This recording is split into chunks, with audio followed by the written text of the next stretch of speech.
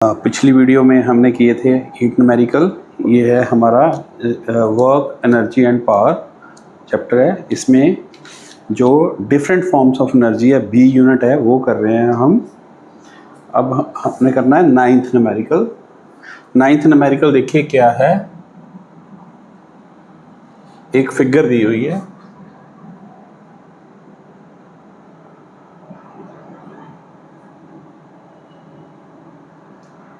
ये 3 मीटर है, ये 5 मीटर है, और यहाँ पे एक ब्लॉक दिया हुआ है ए, और फोर्स इधर को लग रही है। ठीक है, तो उन्होंने पूछा है a block a weighing 100 newton is pulled up a slope of length 5 metre by a constant force F equals to 100 newton. ये भी 100 न्यूटन है इसका वेट, जो इस पे फोर्स लग रही है वो भी 100 न्यूटन है। ठीक है, what is the work done by the force F in moving the block A 5 metre along the slope. देखिए, अब हमें नॉर्मली वेट दिया हो तो हम फोर्स को ही मानते हैं, लेकिन उन्होंने फोर्स अलग से बोला है। फोर्स उसका मतलब है यहाँ पे वेट, जो वर्क डन के दो फॉर्मूले लगेंगे। मैं बताता हूँ कैसे। एक वर्क डन, जो फर्स्ट पार्ट है, what is the work done by the force in moving block A 5 metre along the slope. जब स्लोप है, ये देखो ना, ये स्लोप है, यहां से उसको लेके जाना है ऊपर, तो this is not work done against gravity, this is linear work done. Linear motion में है तो उसमें क्या लगेगा, work done equals to F into S वाला फॉर्मूला। इसलिए ये फोर्स दी हुई है। इन्होंने ये क्या है, 100 न्यूटन फोर्स है और डिस्टेंस मूव किया 5 मीटर, तो वर्क डन आएगा हमारा 500। ठीक है जी। नाउ अब जो है दूसरा पार्ट, ये फर्स्ट पार्ट का है। दूसरे पार्ट में उन्होंने W दिया हुआ है, W मींस mg दिया हुआ है, वो दिया हुआ है 100 न्यूटन।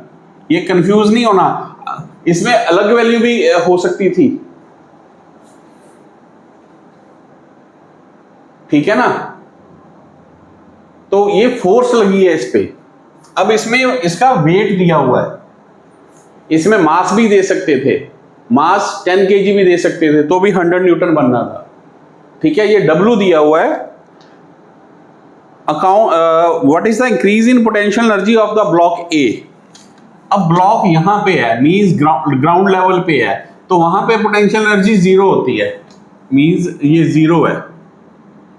अब जब यहां पे ऊपर पहुंच गया तो इसकी इंक्रीज इन पोटेंशियल एनर्जी निकालनी है, तो increase in potential energy mgh, increase in potential energy equals to, with respect to ground कर देते हैं,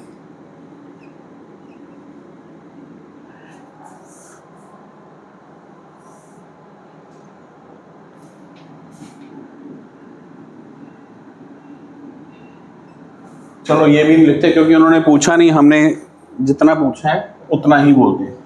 और क्योंकि ये पोटेंशियल एनर्जी ऑब्वियसली यहाँ पे 0 है, तो equals to mgh। m and g की वैल्यू हमारे पास 100 है, लेकिन यहाँ पे h है, हम ये नहीं लेंगे, हम ये वाला लेंगे, हाइट लेंगे।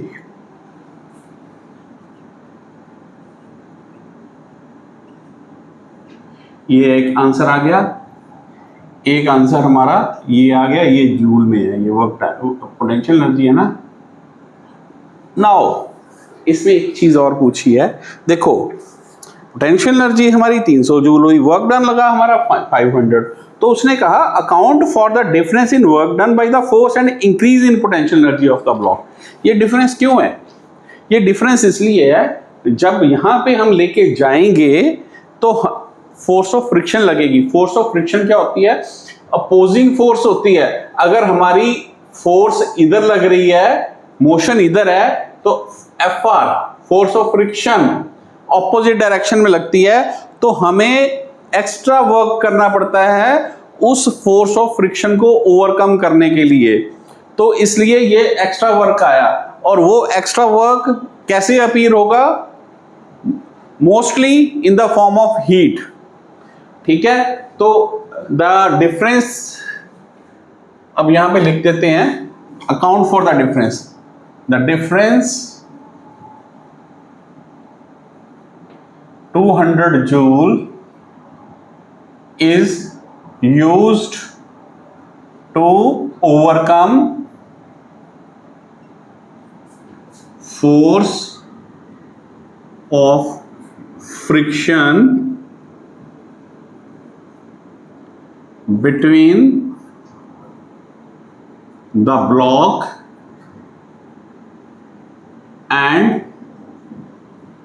surface, and it appears in the form of heat.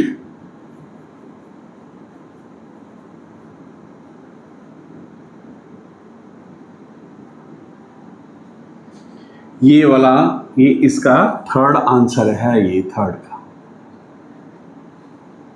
ये देखिए हमारा, ये लिखा है force of between block and the slope which will appear as heat energy. ठीक है, नाउ ये हो गया हमारा 9th क्वेश्चन। ये समझ आ गया ना?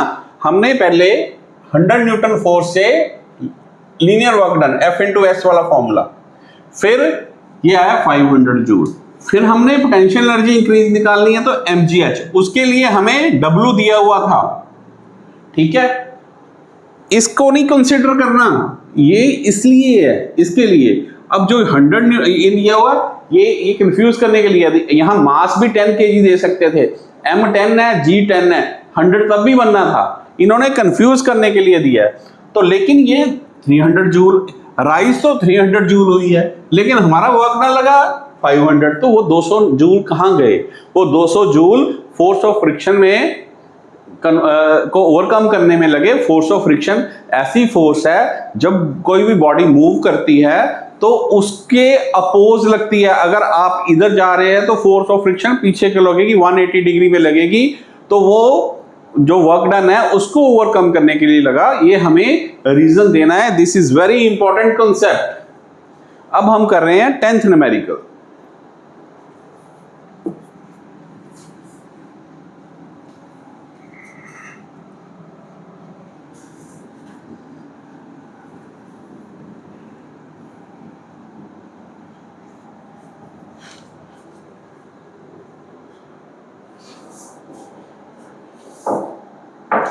Find the kinetic energy of a body of mass 5 kg moving with uniform velocity of 10 metre पर सेकेंड। काइनेटिक एनर्जी हमारे पास किसके बराबर होती है? k equals to half mv square. हमारे पास सीधा मास दिया हुआ, ये तो सिंपल क्वेश्चन है, सिंपल फॉर्मूला में वैल्यूज पुट करनी। Mass is 5 kg, velocity is 10 metre पर सेकेंड। ये तो सीधा ही आ गया 500 अपॉन 250 जूल आंसर। ये तो हाफ mv स्क्वायर का फॉर्मूला ही लगना था। अब आ गया 10th क्वेश्चन हो गया, ये 10th था, 9th भी हो गया, अब 10th था, ये 11th करने जा रहे हैं। If speed of car is halved, how does its kinetic energy change? देखो बहुत इंपॉर्टेंट कंसेप्ट है, ये बहुत ज्यादा इंपॉर्टेंट कंसेप्ट है। अगर मास सेम है, इन्होंने नहीं दिया तो इसका मतलब मास सेम है, और स्पीड हाफ कर दी, तो काइनेटिक एनर्जी में क्या आएगा? देखो काइनेटिक एनर्जी का फॉर्मूला होता है k equals to half mv square. अब पहली वैल्यू v स्क्वायर है, तो दूसरी वैल्यू v/2 आ जाएगी, v स्क्वायर बाई 4। तो अगर हाफ की है तो उसका स्क्वायर कम होगी, 1/4 हो जाएगी। अगर यही वेलोसिटी डबल कर देते तो 2 टाइम्स v होती, तो 2 का स्क्वायर 4 टाइम्स काइनेटिक एनर्जी हो जानी थी। ये बहुत ही ज्यादा इंपॉर्टेंट क्वेश्चन है, बहुत ही ज्यादा इंपॉर्टेंट कंसेप्ट है। देखिए, let m be the mass of the car and v be its velocity. अब k कितने आएगी, half mv square. Now according to question,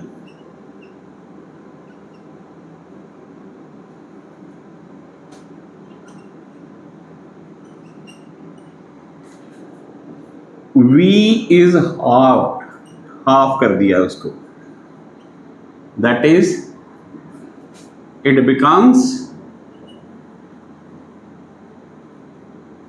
v by 2. now k half m half यानी कि v by 2 का whole square, half into m v square by 4.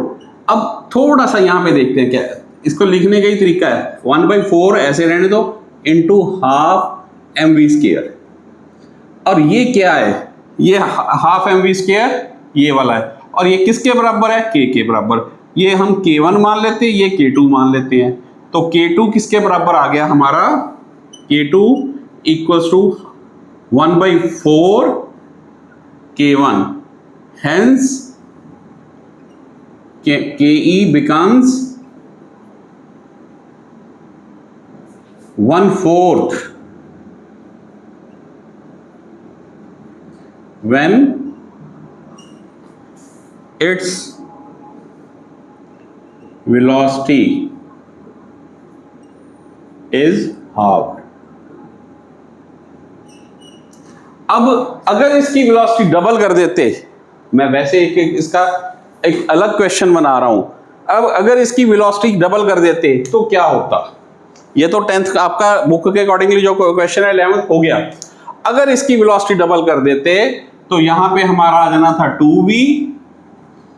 यहां पे हमने क्या करना था, यहां पे मैं इधर लिख रहा हूं, जो k2 है हमारा वो half m into 2v whole square बन जाना था. ये बन जाना था half m into 4v square. इसको कैंसिल नहीं करना, 4 into half m v square, तो 4k1 आ जाना था. तो 4 टाइम्स हो जानी थी. मतलब कि वेलोसिटी को जितने गुना करना है उसके उतने ही गुना, उसके स्क्वायर के गुना उसका काइनेटिक एनर्जी इंक्रीज होगी. अगर मास है, मास स्क्वायर नहीं होगा. अगर मास डबल कर दें तो न्यू काइनेटिक एनर्जी भी डबल आएगी. अगर वेलोसिटी 1/3 करेंगे तो उसका 1/3 का स्क्वायर 1/9 हो जाएगी न्यू काइनेटिक एनर्जी. अगर वेलोसिटी 4 गुना बढ़ाएंगे तो नई काइनेटिक एनर्जी 16 गुना बढ़ जाएगी. अगर वेलोसिटी 1/4 करेंगे तो काइनेटिक एनर्जी 1/4 का स्क्वायर कम हो जाएगी या रह जाएगी, 1/16 हो जाएगी. ठीक है ना. तो ये बड़ा इंपॉर्टेंट कंसेप्ट है, इसको आपने ध्यान से करना है. ऑब्जेक्टिव टाइप क्वेश्चन वाइवा में कहीं भी ये क्वेश्चन आते हैं ऐसे. बहुत अच्छा क्वेश्चन है ये. Next is 12th question.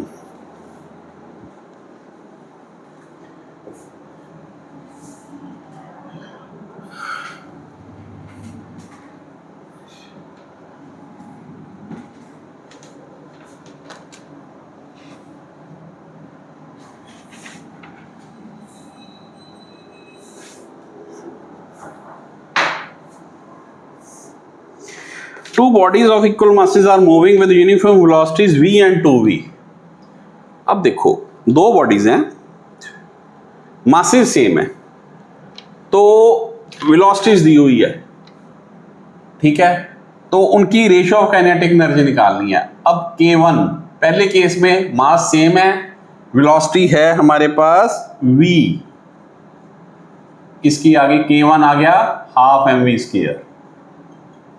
k2 में वेलोसिटी कितनी है, हाफ एम, मास सेम है, वेलोसिटी का फर्क है, वेलोसिटी है 2v, डबल है. देखो ये तो सीधा ही आंसर 4 टाइम्स आएगा, देखना.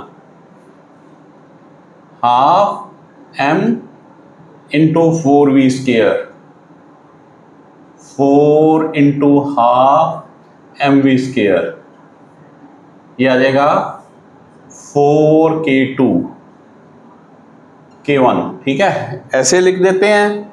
या इसका अगर आपने इसकी रेशो वैसे निकालनी है तो K1 अपॉन K2 डिवाइड कर दो, half mv square upon 4 into half mv square, ये सारा cancel, K1 is to K2 equals to 1 is to 4, ये आपका आंसर आ जाएगा।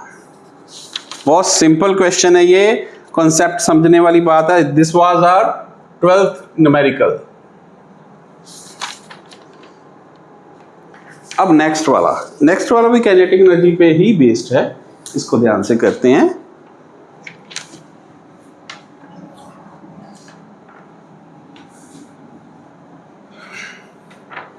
देखिए, two bodies of masses in the ratio 5:1, here m1 5x, m2 1x है, चलो x भी लिख लेते हैं। नाउ काइनेटिक एनर्जी की रेशो दी हुई है and K1 equals to 125x, K2 9x।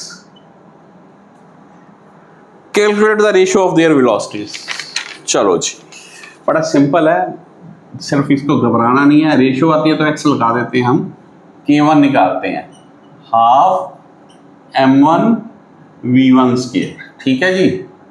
हमारे पास K1 कितना है 125, ये x वैसे ही कैंसिल हो जाते हैं अगर लगा देते हैं ना, तो इसलिए इसको घबराना नहीं है।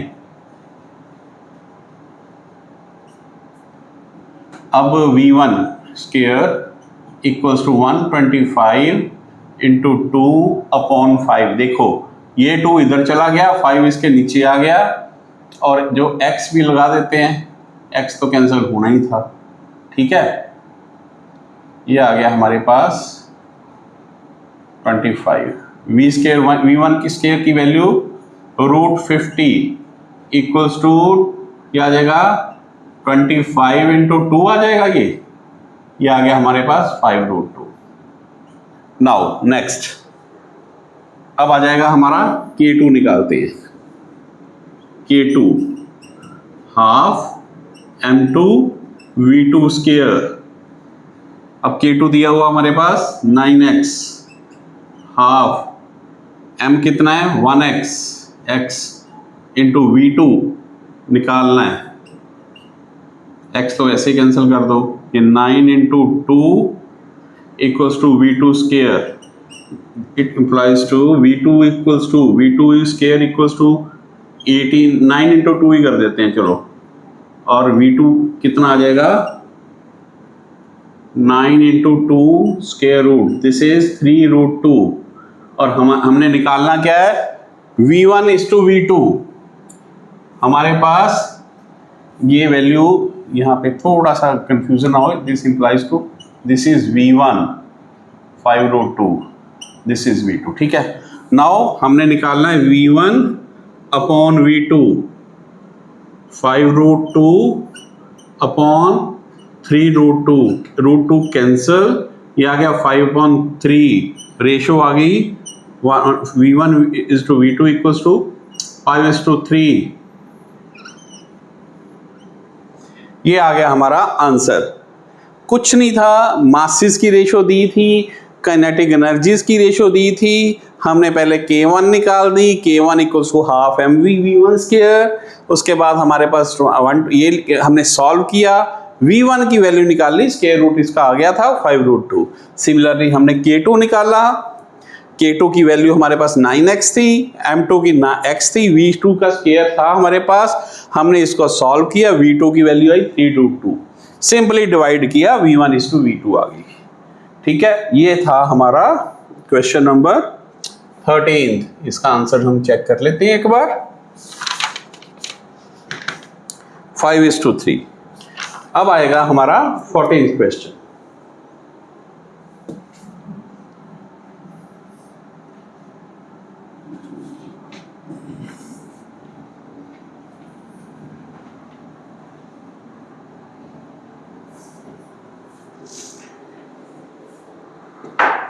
a car is running with a speed of 15 km per hour while another similar car is moving at a speed of 45 km per hour. Find the ratio of their kinetic energies. Similar car है, मास इन्होंने जिक्र नहीं किया, it means same mass है. Similar car means same mass. ठीक है, तो वो जा रही है हमारे पास, जो कार जा रही है दोनों की स्पीड दी हुई है किलोमीटर पर आवर में. देखिए इसमें मास नहीं दिया, कुछ नहीं दिया, रेशो निकालनी है तो या तो हम इसको किलोमीटर पर आवर को नॉर्मली चेंज करते हैं मीटर पर सेकंड में, लेकिन अगर यहां नहीं भी करेंगे तो इसका कोई फर्क नहीं पड़ेगा. ठीक है, तो हमने सिंपली इसको निकालना है. क्या है हमारे पास V1 15 किलोमीटर पर आवर. यहां पे लिख लो let M be the mass of each car. Same दिया नहीं है मास, लेकिन सेम कार बोला तो मास सेम होगा. ये आपने विजडम से करना है न्यूमेरिकल. ठीक है, अब हमारा K1 आ जाएगा. K1 half M V square V1 square, ये आ जाएगा हाफ M 15 स्क्वायर. ठीक है, इसको अगर सॉल्व भी कर लेते हैं, 15 का स्क्वायर 225 m/2 जूल, ये K1 आ गई. अब V2 हमारे पास है 45 किलोमीटर पर आवर. मैंने दोनों तरह से लिखा है, दोनों तरह से लिख सकते हैं. अब K2 half M into 45 square, 45 का स्क्वायर सीधा ही करते ऐसे ही लिख देते हैं m/2. मैं इसको सॉल्व इसलिए नहीं कर रहा क्योंकि जब हमने रेशो निकालनी है तो कैंसिल होंगे, तो इसलिए वो हमें टाइम वेस्ट करने की जरूरत नहीं है. आप धीरे धीरे स्पीड बढ़ाने के ये मेथड होते हैं. आप देखो अगर रेशो है तो कैंसिल मत करो, यहाँ पे कैलकुलेशन में टाइम वेस्ट मत करो. ये स्क्वायर सीधा था इसलिए कर लिया, और ये भी पता था कि यहाँ पे इसकी सिग्निफिकेंस नहीं है तो मैंने इसको मीटर पर सेकंड में नहीं किया, क्योंकि मैं 5/18 से करता तो 18 कैंसिल करने में मुश्किल होती, फिर कैलकुलेशन करते, उसमें हमारा टाइम सेव हो गया. हमने ऐसे नहीं किया, पता है कि ये कैंसिल हो जाने, रेशियो है तो कैंसिल होंगे. ठीक है ना. तो अब हमने निकालना है K1/K2. K1 अब आई थी हमारी 225 m/2. ये भी नहीं ऐसे करते, हम 225 को भी नहीं सॉल्व करते. देखना कितना इजी हो जाता है. जब रेशियो है तो सॉल्व करने की जरूरत ही नहीं है, क्योंकि हमारा ये मेन स्टेप नहीं है. हाफ M 15 स्क्वायर ऐसे कर देते हैं बस जूल. अब ये देखना K1 half M into 15 into 15. ठीक है, ये divide by half M into 45 into 45. देखना ये सीधा कैंसर रह गया. 15 इंटू 15 अपॉन 45 इंटू 45. ये देखो सीधा कैंसर 1/9. अब K1 is to K2 equals to 1:9. अगर हम यहां पे कैलकुलेशन करने लगते तो हमारा क्वेश्चन डबल टाइम लेता. तो ये कुछ मेथड होते हैं. ये क्वेश्चन था हमारा 14. ये कुछ मेथड होते हैं, जब आपकी प्रैक्टिस बहुत ज्यादा हो जाती है तो आपको पता होता है कि ये रेशियो है तो आगे कैंसिल होना, तो इसको कैंसिल मत करो. कोई कैलकुलेशन यहाँ पे करने की जरूरत ही नहीं है हमें. यहाँ पे 45 इंटू 45 करते पहले, फिर उसको हम यहाँ लिखते, फिर वो कैंसिल करते. अब ये ऐसे छोड़ा था तो हमारी कैंसिलेशन इजी हो गई. ठीक है, अब हमारे पास है ये 14th क्वेश्चन था. अब हम करने जा रहे हैं 15th क्वेश्चन. ये सिंपल रेशियो वाले क्वेश्चन है, बहुत इजी है, और थोड़ा सा आप अपना दिमाग लगाओगे तो ये कैलकुलेशन भी इसकी इजी हो जाती है. 15th question, A ball of mass 0.5 kg m दिया हुआ है. This is a 15th question. 0.5 kg.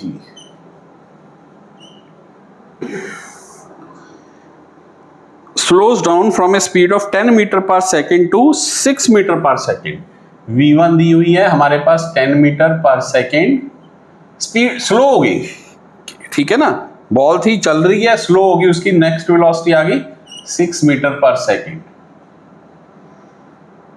Find the calculate the change in kinetic energy, हमने चेंज इन काइनेटिक एनर्जी निकालनी है। तो काइनेटिक एनर्जी हमारे पास देखिए, अब जो पहली काइनेटिक एनर्जी है वो आई हमारे पास v1 के कारण 10 थी, तो ऑब्वियसली ज्यादा होगी, v2 कम होगी तो कम होगी। Change in kinetic energy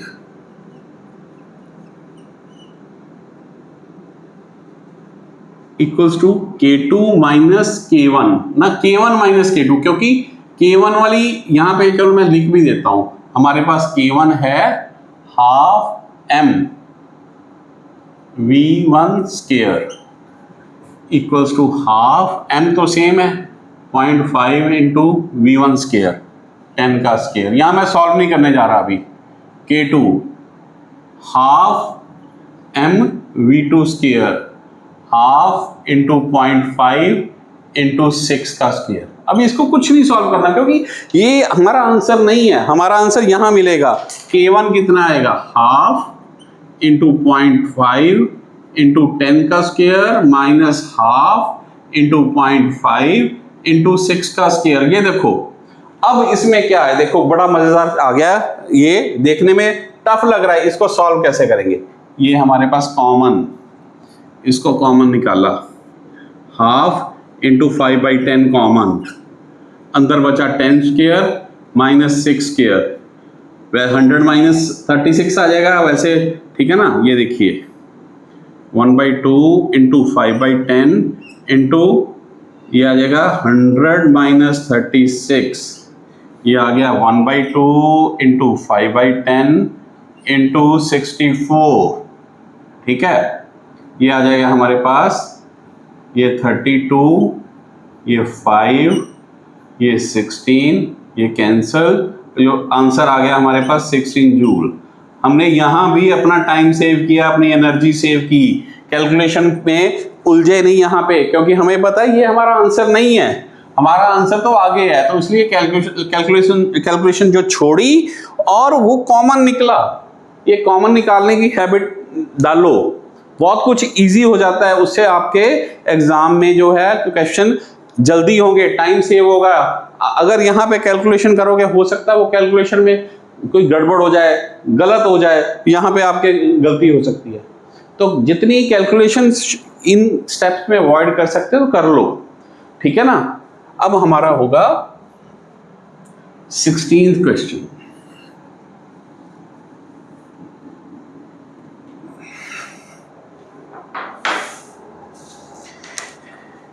A cannonball of mass 500 gram, m equals to 500 gram,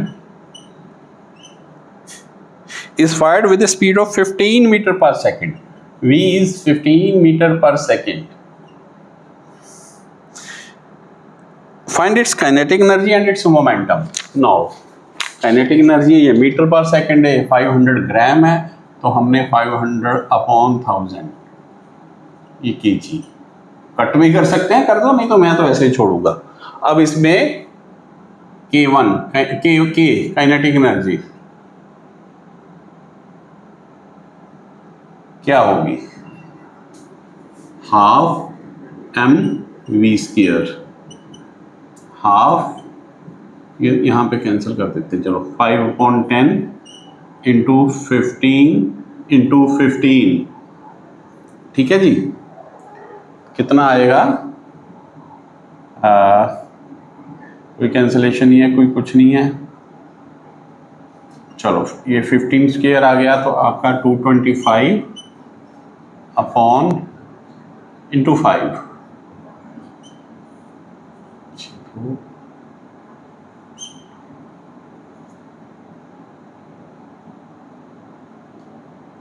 2 से जाता तो नहीं है ना, डिवाइडेड बाई 20, 26 126,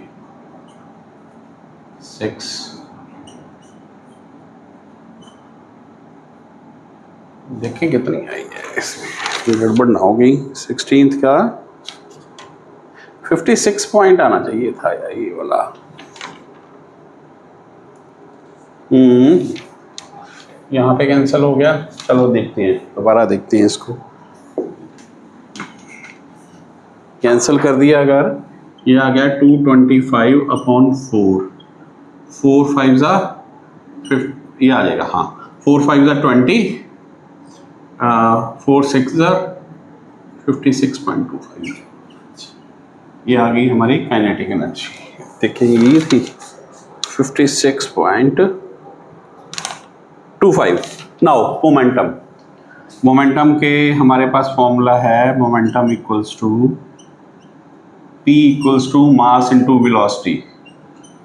मास कितना हमारे पास 5/10, वेलोसिटी है हमारे पास 15, ये 15/2 7.5 kg मीटर पर सेकेंड, ये हमारा यूनिट होता है मोमेंटम का। कैसे निकलता मोमेंटम का unit? Momentum P equals to mv, m का यूनिट kg, इसका मीटर पर सेकेंड, इसलिए हमने वहां पे लगाया। ठीक है, इसको हम एक और तरीके से भी कर सकते थे लेकिन वो टिपिकल हो जाता है, लेकिन चलो करके देखते हैं। वो करना नहीं है आपने, करना इसी तरीके से, लेकिन अगर आपने का कोई इंटरेस्ट है इसको करने का, हमारे पास P का in terms of kinetic energy 2 km, तो 2 इंटू, अब हम ये वाली वैल्यू लेंगे K की, 225/4 इंटू 5/10, 2 5 कैंसर, 50, ये आ जाएगा 225 का स्क्वायर रूट 15/2, 7.5 किलोग्राम मीटर पर सेकेंड।